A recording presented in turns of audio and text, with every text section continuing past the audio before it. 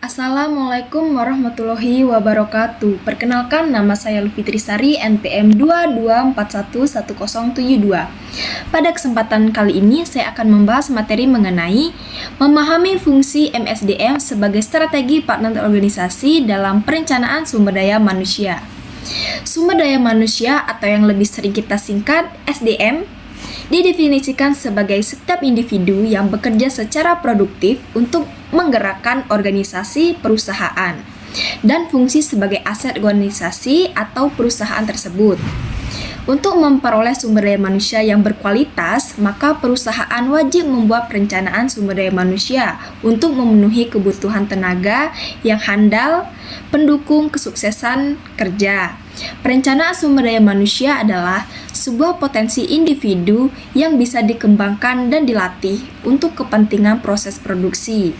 Nah, contoh tujuan perencanaan sumber daya manusia yaitu agar ada kepastian antara kesesuaian tenaga kerja dan jumlah pekerjaan yang tersedia, baik itu jumlah atau kualitas sumber daya manusia yang perusahaan butuhkan.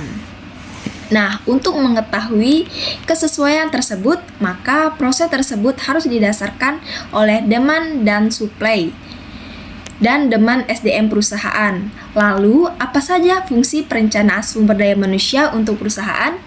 Fungsi yang pertama yaitu bisa membantu Departemen Sumber Daya Manusia dalam mengantisipasi kebutuhan, jumlah, dan kualitas tenaga kerja di kemudian hari. Akan sangat terbantu untuk tenaga kerja yang sifatnya berubah-ubah seperti dalam struktur organisasi proyek. Nah, yang kedua, perencanaan sumber daya manusia juga bermanfaat dalam pembuatan HR agar bisa bekerja proaktif untuk menentukan kandidat pekerja yang sesuai dengan posisi pekerjaan. Nah, perencanaan sumber daya manusia dibagi menjadi 4 langkah yang meliputi yang pertama, mengenali ketersediaan tenaga kerja saat ini. Langkah paling awal yang bisa dilakukan dalam memulai perencanaan sumber daya manusia yaitu menilai ketersediaan sumber daya manusia yang ada di perusahaan.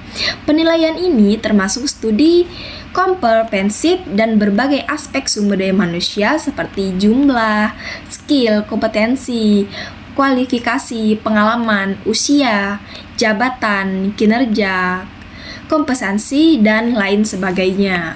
Nah, dalam tahap ini, HR juga bisa melakukan wawancara dengan manajer tim untuk memahami tantangan dari sisi sumber daya manusia yang sedang dihadapi, serta kualifikasi yang dirasa penting untuk memiliki oleh karyawan tim tersebut. Nah, yang kedua, menghitung kebutuhan sumber daya manusia di masa yang akan datang. Langkah selanjutnya dari perencanaan sumber daya manusia yaitu menganalisa kebutuhan tenaga kerja di masa mendatang.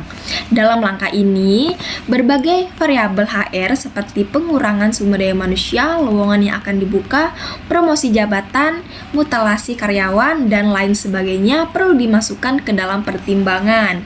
Nah, selain itu, variabel tidak terduga seperti pengunduran diri serta pemecatan juga diperlukan dijadikan bahan pertimbangan dalam analisa.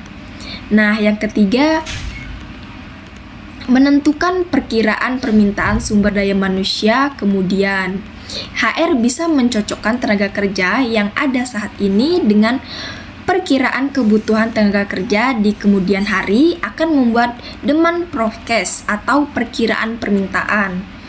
Nah, dalam langkah ini penting juga untuk mengetahui strategi dan objek bisnis jangka panjang agar perkiraan permintaan bisa sesuai untuk memenuhi kebutuhan perusahaan. Nah, selanjutnya yang keempat, merancang strategi dan implementasi pencarian sumber daya manusia. Setelah mengetahui kekurangan yang dibutuhkan dari evaluasi supply dan demand SDM, HR bisa mengembangkan strategi berdasarkan perkiraan permintaan sumber daya yang sudah dibuat. Nah, strategi yang dibuat tentunya harus bisa memberikan solusi bagi kekurangan masalah SDM di suatu perusahaan. Nah, HR bisa melakukan relokasi rekrutmen, outsourcing, dan pelatihan manajemen sumber daya manusia, sehingga melakukan perubahan kebijakan terkait sumber daya manusia.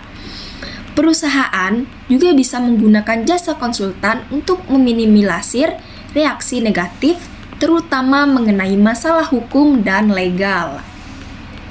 Nah, faktor yang perlu dipertimbangkan dalam perencanaan sumber daya manusia seperti pertumbuhan. Beda perusahaan, beda juga tingkat pertumbuhannya. Dalam melakukan perencanaan sumber daya manusia, penting juga bagi para HR untuk mempertimbangkan faktor pertumbuhan finansial dan kebutuhan perusahaan. Apakah perusahaan memiliki budget? Apakah perusahaan akan melakukan ekspansi dan membutuhkan banyak sumber daya manusia? Nah, yang kedua, perubahan. Perubahan bisa terjadi kapan saja ketika perusahaan sedang mengalami perubahan. Usahakan agar HR memiliki fleksibilitas agar bisa memenuhi kebutuhan perusahaan dengan lebih baik. Nah, yang ketiga, teknologi. Di era yang didominasi oleh teknologi ini, penting bagi HR untuk memahami pentingnya fungsi dan peran teknologi dalam operasional perusahaan. Jika diperlukan, HR juga bisa merencanakan pelatihan untuk karyawan mempelajari fitur apapun perangkat yang digunakan dalam perusahaan. Nah, perencanaan sumber daya manusia yang dilakukan dengan baik akan bisa membantu HR memenuhi kebutuhan tenaga kerja perusahaan, baik itu dari aspek skill, kemampuan, kualifikasi, serta jumlah yang memadai. Nah, dalam prosesnya, HR bisa juga memanfaatkan platform online RUN System untuk mencari talenta terbakat dalam proses rekrutmen. Nah, mungkin itu saja yang bisa saya sampaikan. Kurang lebihnya saya minta maaf. Terima kasih.